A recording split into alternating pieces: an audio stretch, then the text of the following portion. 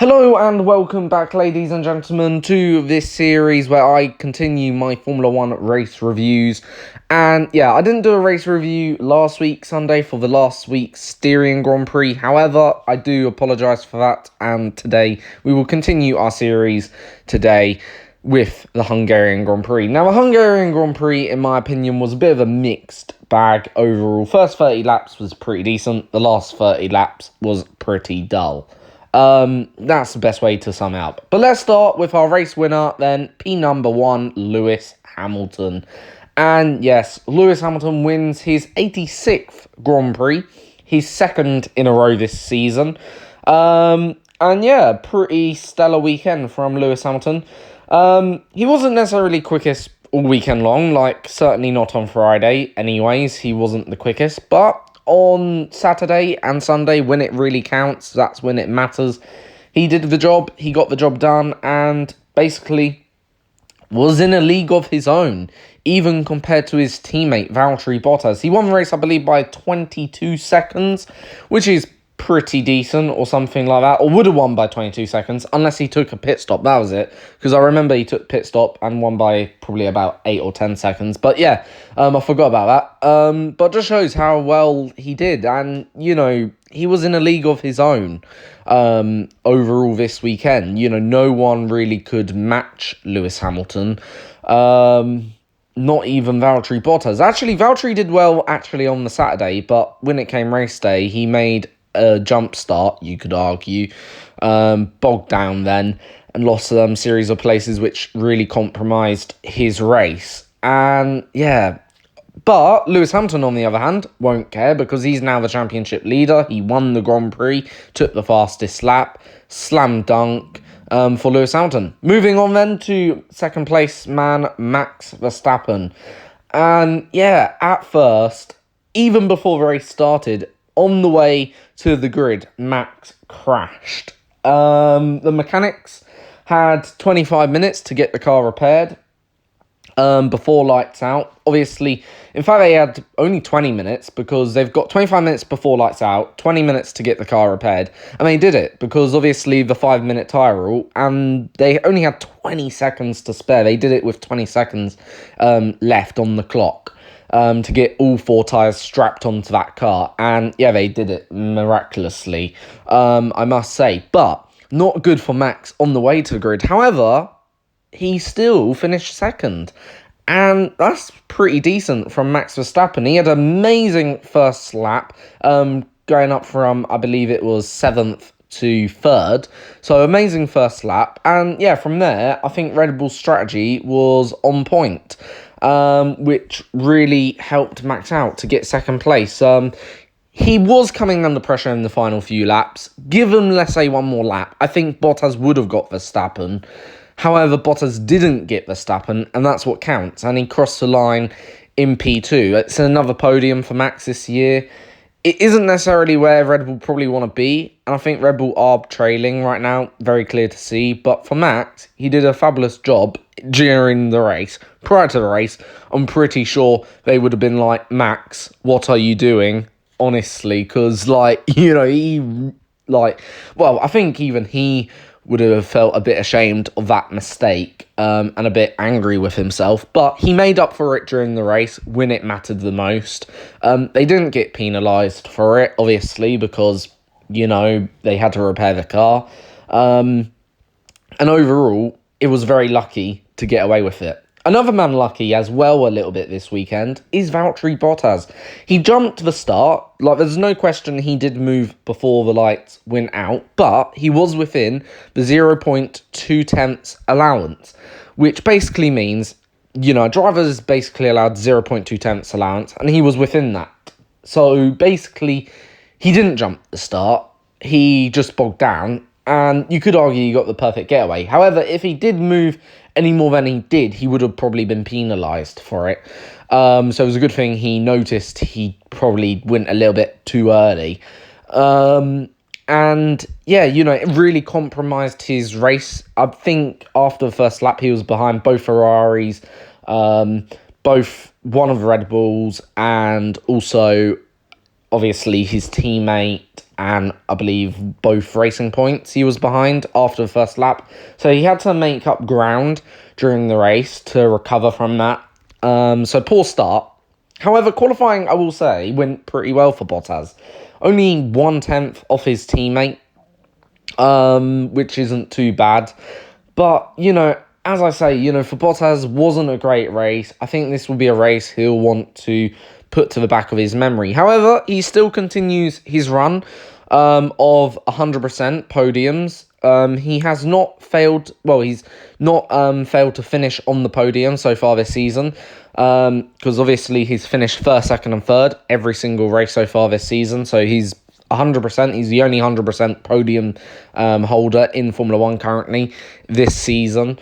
How long can he keep that run going for? Well, it'll be difficult to say. He has lost another championship lead to Lewis Hamilton, so he probably will want to come back at the next round at Silverstone in 2 weeks' time.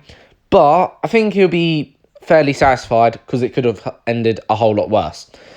Moving on to Lance Stroll. Now, I'm actually rather impressed by Lance Stroll this weekend. And why am I impressed with Lance Stroll? Well, not only did he finish P3 in qualifying and out-qualified his elder teammate, Sergio Perez, but he also did a far, far better job during the race, finishing 4th.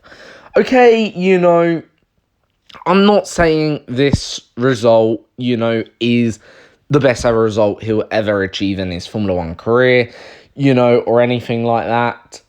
And, I'm not going to, sort of drown it down your necks saying, this proves why Stroll should be in Formula 1. But this does prove to me, at least, he isn't, as bad as people make out he is. And for me personally, to see him do this good, actually, hats off to him.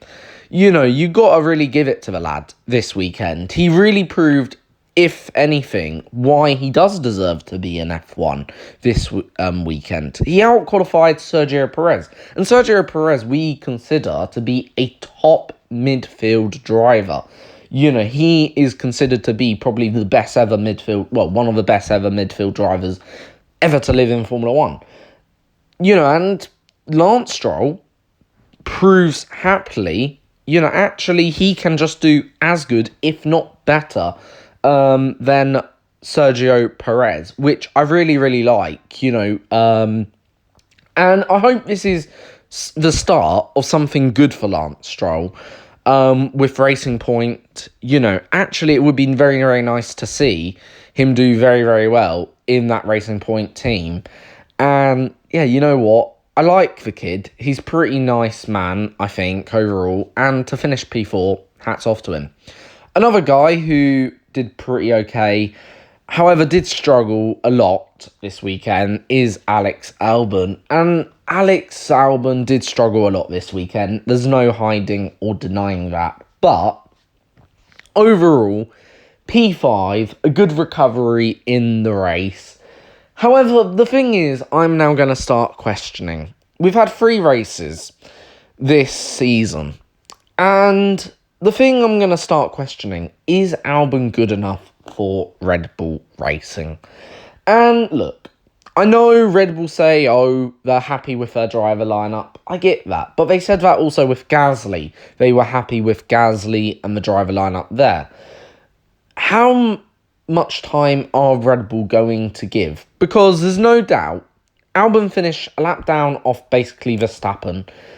And, can Red Bull afford, especially now that Racing Point are in, obviously, contention for top 4 finishes these days, and, top 5 finishes easily. Can they afford a driver that is significantly off the pace of Max Verstappen? I really do question that. And the reason why I question can they afford it is because, the thing is, and there's no denying it, if, let's say, Ferrari recover, that means, they've got, then again, another driver finishing down in P9, sort of territory. And for Red Bull, 2 points plus, already what isn't necessarily the quickest car on the grid is not enough of championship points. Because Ferrari eventually, I reckon, will recover. Okay, one of these days, they will have pretty solid races every now and again. But can they keep affording, another driver finishing like a minute down behind Verstappen? Coming on to Sebastian Vettel now, and actually, Vettel, whilst he never finished 5th in the race, however, I think this weekend he proved why Ferrari shouldn't have let Vettel go. And let me just explain this one to you. P6 in the race, P5 in qualifying. He finished in both qualifying, race, and I think, in fact, every session except P1, FP1, he finished ahead of Charles Leclerc. Now, I'm not saying, Charles Leclerc is a bad driver, but I think this proves why Vettel should have never been let go by Ferrari. If there was a race where Vettel actually showed his quality, his worth, it was at the Hungarian in 2020. He proved why he's number one. And that's all I've got to say. Moving on now to Kevin Magnussen. Look, Haas made a mistake this weekend, not their drivers. The drivers actually were pretty flawless this weekend. Magnussen did a great job, I think. A much better job than Grosjean. And yeah, another driver really, in my opinion, proving his worth in Formula 1. Whilst it may have not been the points he wanted, I'm pretty sure he would have loved to score more points. But at the end of the day, looking at it in a different light, he still got 1 point out of the race weekend. And yeah, Haas obviously shouldn't have done what they've done through boxing before the lights went out, because that is a slam dunk penalty. I knew soon as they came into the pit lane, both Haas cars, they effectively cost themselves a good chance of points. However, they did make the right call. And I'm not going to lie, if actually Ferrari went the same way, like with Sebastian Vettel or Charles Leclerc, they did make a fantastic call. Moving on finally to Daniel Ricciardo, and Ricciardo once again proving what he does best.